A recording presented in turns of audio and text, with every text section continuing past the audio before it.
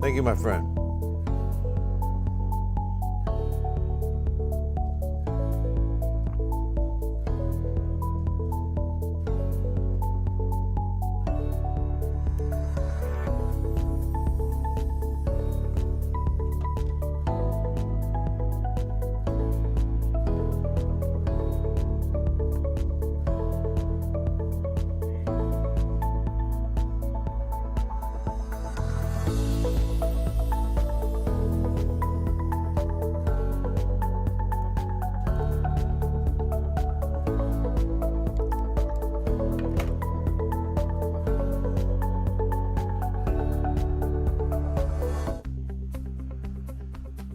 Well, happy Monday night. Bill Taylor, KENS 5 Digital Center. God's peace to you and yours on a wonderful evening. Hope you're enjoying it. It was another warm day. So tonight we'll discuss some rain chances, some colder air, and who needs this rain the most. The 14-day forecast is going to show us the first rain chances of 2026. They're not going to be whoppers. They're not going to even be much of any to count on. But the optimism is there, let's say it that way, because we really do need some rainfall badly. And so it's going to be prayers up on getting the rain that, we have a chance of getting. We have a chance of getting. Highs today, we had some 80s. We had several 80s on January 5th. It's incredible, right? Gonzales, 82. 81s at Carrizo Springs, Cotulla. George West and Beeville got up to 84 this afternoon. Victoria, you hit 81. San Antonio, we stopped at 74. 74. Let's take a look at that. Hi, Marcy. Good to see you. Golnar, how are you? Hanak is back. Great to see you, my friend. And from San Antonio International, the stats.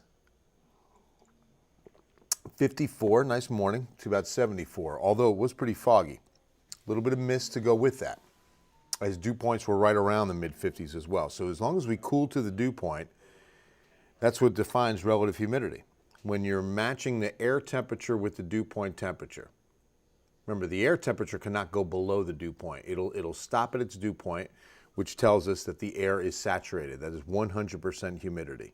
The atmosphere cannot hold any more water. So it begins to condense, and it makes fog. Now, a lot of times, it'll get close, and you'll get dew. Reason why your car is wet sometimes, and you're like, why is the car wet? It didn't rain. Because we condensed onto metal and grass blades and, different things that water droplets will form in that condensation process. But when the cloud forms, it's obviously the water droplets all together, just like any cloud that's made above us. Howdy, Aurora. Hayden, what's going on? Hey, Jason. Asking for a friend. That's good, Jason. Seriously, though, just canceled. Dawn is praying for, oh gosh, all kinds. Thunderstorms, snow, freezing cold. It seems like it is right. So, yeah, because I'll tell you what, here's the rest of this week as we get warmer every day. Today was the closest we will have to average until the cold front on Friday. You'll see us go to 83 model. We'll check it again, but earlier today was saying 84 for tomorrow, so that is possible. 19 to 20 degrees above average. The next, Tuesday, Wednesday, even Thursday, 17. Friday, 12. And so this is why I like to show all 5 of these days in a row. If we're 5 degrees above average for 5 days, that's a heat wave. That's what the definition is of a heat wave. In winter, we're having a heat wave. We get average on Saturday, as I'm forecasting a high of 63 for the first half of the weekend. Just extraordinary, just extraordinary. Oh, let's talk about overnight. Dew points right now. Let me show you this first, what we've got as we look into downtown. It's cloudy, it's 63, and the dew point's 59, okay? Here's where we're going tonight. 62, okay, still there. So just above our dew point. It'll be close. Some will match, okay? But as we get into that hour, we're still expecting some fog to develop. So here's the visibility forecast as we get into the 8 o'clock hour.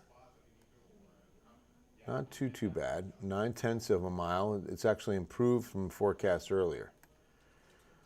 Earlier it had it at 5/10, half a mile. Then as we get into, say, by 10:30 or 11, it's over.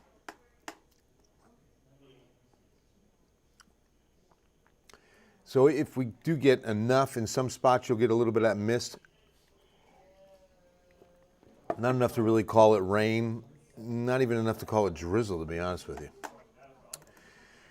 But here's the hope, is that this next system can deliver some much needed rain. Hey, Jacob, good to see you. Well wishes, Grandpa Rux. God bless you. Hope all is well. Yes, you saw that, Karen? Yeah, it was more of a walk. You're exactly right. It was the Milk Mile where you have to jog a mile. I jogged slower than I walk. I really did. Because there was no time limit. And it was a penalty for finishing last in fantasy football. I posted it on my Facebook page, the highlight reel. And yeah, it was torturous. I'll be honest with you, it was torturous. I haven't drank a glass of milk in years, and I drank an entire gallon and ran 1 mile. You had to run the mile, drink a third of a gallon, run the next mile, run a lap. Then after the first lap, you drink the first third of a gallon. Then after the second lap, the second third. After the third lap, you finish that gallon of milk and run 1 more lap. That was the brutal one. And I think you know what happened. It did happen a few times. But I made it. Triple cheeseburger with onion. Oh, triple cheeseburger. There we go. Jacob is going for it. Onion rings and the deep heat to wash it down. I wish I could eat like that, brother. The hot gun. I know, please, Lord. Pamela's like, please. But, you know, we've got the cold front. I'll show you what it does to temperatures. You saw the Saturday already with the 63-degree high. It'll get a little cooler than that. But here's the system that's bringing the front. Notice that. Look on the left side of your screen. And you see the upper level feature. Nice little dig there, right over the Baja. Pretty good little precip package coming together now. Northern Mexico, southern Arizona, New Mexico, and then as it ejects out over Texas, notice how it kind of lifts to the north a little bit. So that's the problem. That's the problem. It's not moving directly east or even dipping farther south, and that's why the rain chances at best is going to be about 30%. And we're looking at late Thursday, Friday time frame. We might move it up to Thursday, just if this holds true right here. We have to see tomorrow's model run. Tomorrow we get into some high-res data for Thursday.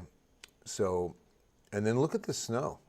Pretty good snow over the Four Corners. Rockies will get some good snow. And there's the burst of best rain right there. And that's going to be Friday. Oh, I can't do that. Okay. So, with that in mind, we will hopefully, again, get some of this much-needed rainfall. Here's where we need it the most. Why is the... Do you see the slate up, Marcus? I see it on my phone. I don't know why. It's not up over here. You still see me live? Normal? Okay. I don't know why my phone's doing that. That's awfully odd. Went back out. Make it rain. Oh, there it is. Now just pop back. So here's the situation on the drought report. We've got one spot of exceptional out near Big Bend, but then if you get in here, look at this. Bexar County, Wilson, Karnes, DeWitt, Atascosa, Frio, Zavala, all completely in extreme drought. Several counties. Almost all of Medina, almost all of Goliad, almost all of McMullen. I mean, it's just unbelievable. So, we really need this rainfall, but I wish, if that system wasn't lifting like it was, we'd get a better chance than what you're about to see. But the best we can do is 30%. Hey, Tony, what's going on, man? From beautiful San Antonio, here comes your 14-day forecast. And you're seeing that right. Tomorrow is an weather impact alert on the fog. We just want to give you a heads up on the fog. Make sure you allow extra time. That's the key. That's why we want to tell you about it now, so that you do allow a little bit of extra time on your morning. You don't want to be in a rush when you've got that kind of fog and visibility issue going. It slows everything down, and then it's just a lot more dangerous. So yeah, I'm going 30% on Friday is the best, 20 bookending it on Thursday night into Friday night.